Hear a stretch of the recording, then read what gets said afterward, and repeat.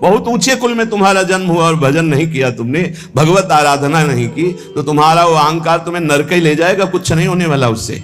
ध्यान रखना, राजसु यज्ञ में महाभागवत स्वपच की पूजा करवाई वाल्मीकि स्वपच की।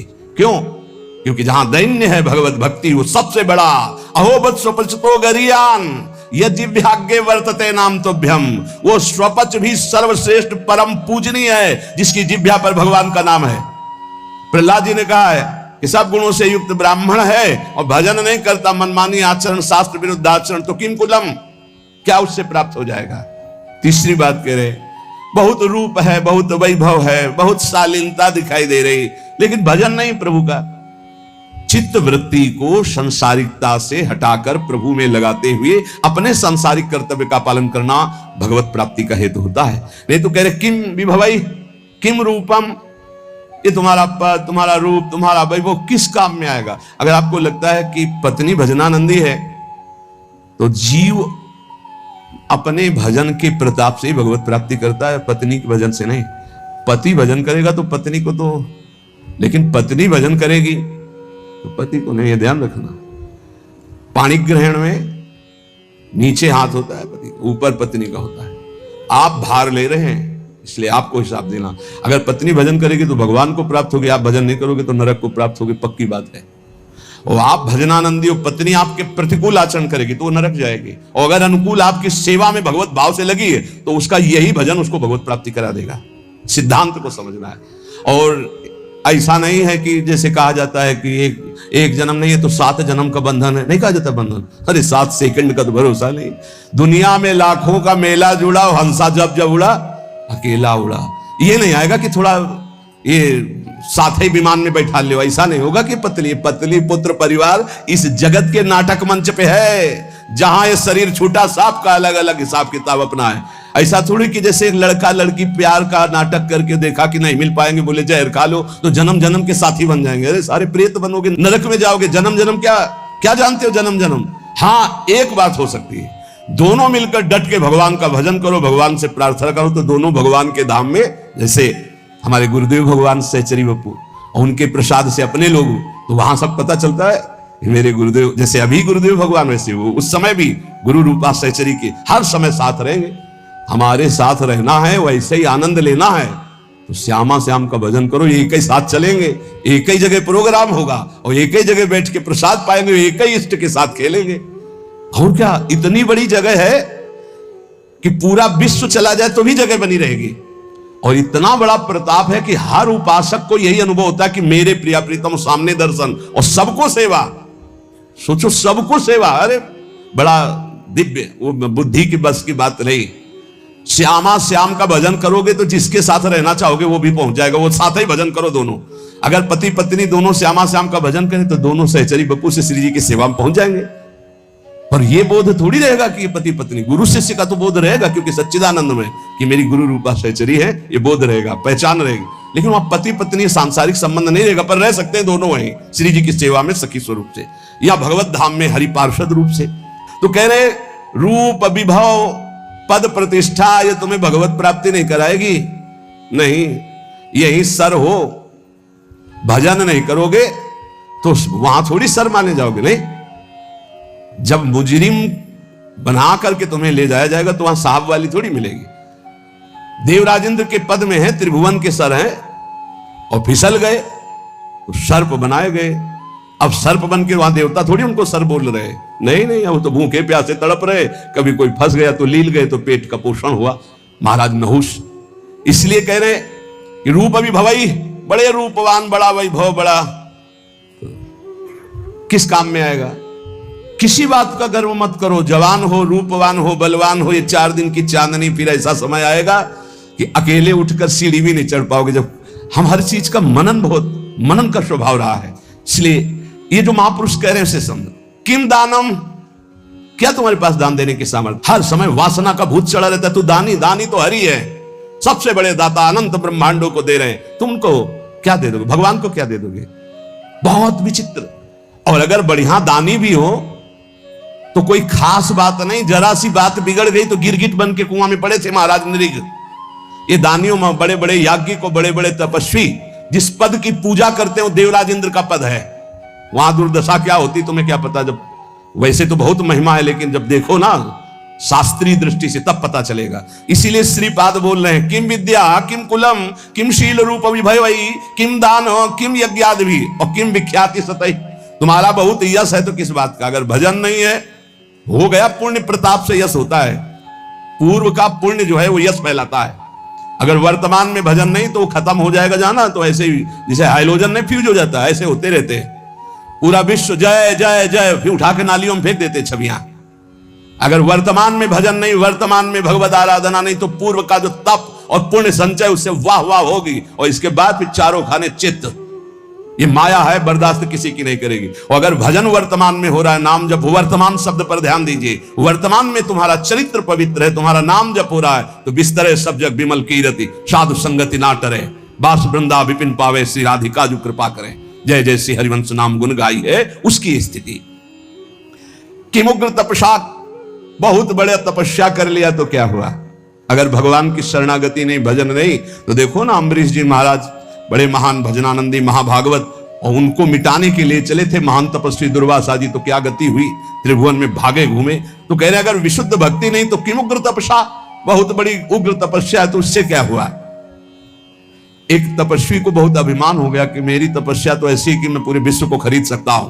तपस्या की थी, अब वो जिस महात्मा से देखो उसी से अकड़ दिखा रहे थे। तो जिस जंगल में रहते थे उस जंगल के सरोवर को सुखा दिया भगवान ने, और वर्षा हुई नहीं। अब वो प्यास से व्याकुल हो गए।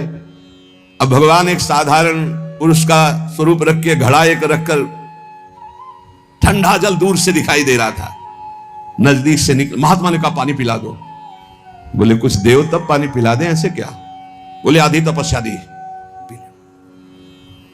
जब पी चुके पूरा जल पी गए, घड़े का 2-3 लीटर जो था, आहा, बोले आधी तो ले ली, अब एक घड़ा जल और बताओ, दूसरी ले लो, जब बताना हम लेके आ जाएंगे।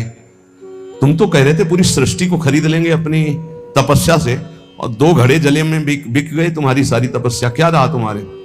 उनको क्या अहंकार नहीं, ये वायु, ये अग्नि, ये जल, ये पृथ्वी, ये तुम्हारा पोषण कर रही। अहंकार मत करो, उसी से तुम्हारा शरीर बना है, उसी से तुम तप कर रहे हो, तो भगवान की जय जयकार करो, अहंकार करने की जरूरत नहीं। तुम्हारा जितना तप है 2 घड़े जल में बिक गया। एक बड़े तपस्वी थे और एक शांत चित्त भजनानंदी महात्मा, तो गंगा पार कर रहे थे नाव में बैठकर शांत चित्त। अब उनके साथ बहुत से शिष्य थे जो उनके सेवा परिचर्या में थे। ये बात देखकर एक तपस्वी महात्मा अपमान करने के लिए खड़ाऊ पहनकर गंगा जी में ऐसे साथ साथ चलने लगे। तो जो अज्ञानी जन थे हो गए, वाह भाई महात्मा हो तो ऐसा, क्या महात्मा खड़ाऊ पहनकर गंगा जल से निकल रहा है। जब पार गए तो उन महात्मा जी बिल्कुल उदास, जो नाव में बैठे थे, हो गए उन महात्मा से कहा, महात्मा क्या है, भीड़ बटोरे घूम रहे हो, कोई तप है तुम्हारे अंदर। कुछ नहीं बोले, तपस्वी होकर के नाव में बैठ करके आ रहे हो, कुछ नहीं बोले। नाविक से बात की उन महात्मा, भैया प्रति सवारी कै रुपया होता है। बोले 2 रुपया। हम अपने शिष्यों से कहा सब गिन करके मेरा भी 2 रुपया दे दो। 2 रुपया दिया। जब सब चले गए तो उन महात्मा से कहा, रुको महात्मा, जिन गंगा जी को भगवान शंकर ने सम्मान के लिए अपने मस्तक पर रखा, उन गंगा पर पादुका से चलकर अपने तप के प्रभाव से सारे तप को नष्ट कर लिया। जो तूने सारे जीवन का तप नष्ट करके पार किया वो 2 रुपये में पार कर लिया, वो 2 रुपये में पार। ये अगर तपस्या का अहंकार हो जाए तो 2 कौड़ी की तपस्या हो जाती है। श्रीपाद कह रहे हैं कि मुग्र तपस्या और न्यास योगादि भी। और एक बात करें, क्या हुआ तत्व ज्ञान, तत्व बोध होना अलग बात है, क्या हुआ तत्व ज्ञान हुए। यदि भगवान से आपका चित्त नहीं जुड़ा तो तत्व ज्ञान बघार लो, केवल उससे कोई आत्मानंद की अनुभूति थोड़ी हो जाएगी। तत्व ज्ञान होना अलग बात है, तत्व बोध होना अलग बात है। तत्व ज्ञान की चर्चा कर लेना अलग बात है, तत्व बोध होना अलग बात है। फिर आगे कह रहे, ये बड़ा सूक्ष्म विषय है। अगर आप किसी लोकांतर की चाह के लिए भजन करते हैं, वो भी महत्वपूर्ण नहीं है। महत्वपूर्ण है प्रेम प्राप्ति के लिए।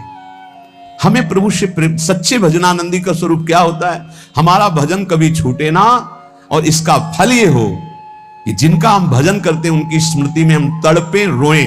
ये खास बात, इसीलिए यहां कह दिया किम विष्णु भजनई, क्या किसी लोकांतर के सुख की चाह करके भजन करना। यदि आपको वृंदावन ईश मोहन रसे प्यास सीन सर्वस्वधीह, यदि आपकी बुद्धि वृंदावन के ईश श्यामा श्याम के प्रेम में मत वाली नहीं हुई तो कुछ प्राप्त नहीं हुआ। जीवन का सार भगवत प्रेम, क्योंकि प्रेमी महापुरुष है। भगवत प्रेम, तत्वबोध भी आत्म प्रेम है, उसमें मुझे कोई संशय नहीं। तत्व ज्ञान और तत्व बोध होना बड़ा अंतर है। जैसे हलवा बनाने का ज्ञान हो जाना और हलवा बना करके खा लेना, इतना अंतर है। तत्व ज्ञान हलवा बनाने का ज्ञान हो जाना, और तत्वबोध हलवा बनाकर खाकर उसका स्वाद ले लिया, वो तत्वबोध। श्री भर्तृहरि जी महाराज कहते हैं कि मुझे लगा था कि मैं बहुत ज्ञानी हूं। संतों के वचन बहुत अमृत में होते हैं। कह रहे हैं कि यदा किंचित ज्ञोहम द्विपयु मदांधा समभवम, मुझे लग रहा था कि मैं चक्रवर्ती सम्राट हूं, मैं बहुत पुण्यवान हूं, मैं बहुत महात्मा हूं, मैं बहुत ज्ञानी हूं। तदा सर्वज्ञोस्मीत्य भवदव लिप्तम मम मनः, यदा किंचित किंचित बुधजन सकाशाद वगतम तदा मूर्खोस्मीति ज्व इव मदी मदो में व्यपगता। आज मुझे पता चला कि मैं मूर्ख हूं। मुझे लग रहा था मैं ज्ञानी हूं, मैं चक्रवर्ती सम्राट हूं, मैं मदोन्मत्त हो रहा था। लेकिन जब मुझे इस संसार का रहस्य पता चला तो लगा मैं मूर्ख हूं। सुना चुके भर्तृहरि जी का यहां जो परिवर्तन हुआ उनके जीवन का। भर्तृहरि जी के मन में एक बात थी कि संसार का सबसे बड़ा सुख क्या है, बोले काम सुख। अंदर देखा, बहुत विवेकवान थे। उन्होंने अपने अंतःकरण को देखा कि संसार का सबसे बड़े मांग सुख क्या है, काम सुख पाया। और वो अपने अंदर पाया कि मेरे अंदर भी काम सुख है। तो चक्रवर्ती सम्राट, इनके मन में आया कि फिर हम ऐसा काम सुख पूर्ण क्यों न कर ले जिससे हमारे मन की इच्छा शांत हो जाए। तो उन्होंने, चक्रवर्ती का मतलब होता है कि बहुत से राजाओं के ऊपर जो बादशाह, उन्होंने पूरे अपने देश में सब सुंदरियां आवे और मैं उनमें से देखकर उनका वर्ण करूंगा। तो विश्व की सुंदरियां सब एकत्रित हुई, उनके माता पिता सब लाए, क्योंकि महाराज भर्तृहरि जी वर्ण करेंगे पत्नी रूप में। सबको देखा, एक पिंगला नाम की सर्वांग सुंदरी भर्तृहरि जी की वहां जम गई और कहा कि आप मुझे अपने पति रूप में स्वीकार करेंगे। तो उसने कहा हमारा अहोभाग्य, बहुत भागवतिक रीति से जो शास्त्रीय पद्धति है, पाणिक ग्रंथ संस्कार हुआ। अब ये तो जो भागवतिक पुरुष होते हैं उनके स्वभाव में कुछ अलगाव होता है संसारिक पुरुषों से। वो जिस पे लगेंगे एकदम तन्मय होके लगेंगे, जिस पे लगेंगे। अगर वो भोग में भी लग गए तो उनके जैसा कोई नहीं होगा। आसक्त पुरुष मतलब ऐसा कोई विषयी पुरुष नहीं होगा, स्वभाव होता है। रूप में आसक्त हो गए तो ऐसे आसक्त हो गए, ऐसा कोई संसार में नहीं होगा। भोग में आसक्त हो गए तो ऐसा कोई दूसरा नहीं होगा, और विरक्त हो गए तो ऐसा कोई दूसरा विरक्त, मतलब उनका एक स्वभाव होता है।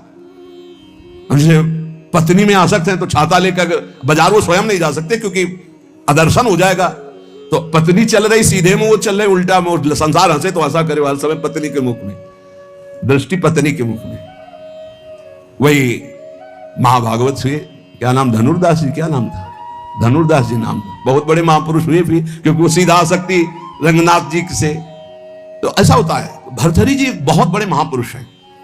अब जीवन का राग उनके हृदय में काम में देखा कि काम, स्त्री आसक्ति, विश्व सुंदरी, सर्वांग सुंदरी, पिंगला। उन्होंने ऐलान कर दिया, राजकाज विक्रमादित्य देखेंगे, मैं इस बात का अनुभव करूंगा कि क्या सुख इसमें है। क्योंकि बताया ना, अलग खोपड़ी होती है। जो भागवतिक महापुरुष होते हैं उनका चिंतन ही अलग होता है। बड़ी ही सुंदर पत्नी बिल्वमंगल जी की, पातिव्रत धर्म से, एक बार नहीं देखा। वो आसक्त चिंतामणि में तो आसक्त अलग खोपड़ी होती है। अब रात दिन केवल महाराज भर्तृहरि और पिंगला, हर खान पान की व्यवस्था, बस पर्दे के अंदर सामग्री रख दो, जाओ। कोई प्रश्न उत्तर नहीं, कोई राष्ट्र की बात नहीं, कोई समाज की बात नहीं। ये अनुभवी जैसे वैज्ञानिक नहीं होते कि जब जिस विषय का शोध करना होता है तो बस उसी में पूरा चित्त लगा देते हैं। समय कट रहा था और मन की चाल होती नवम नवम नवम।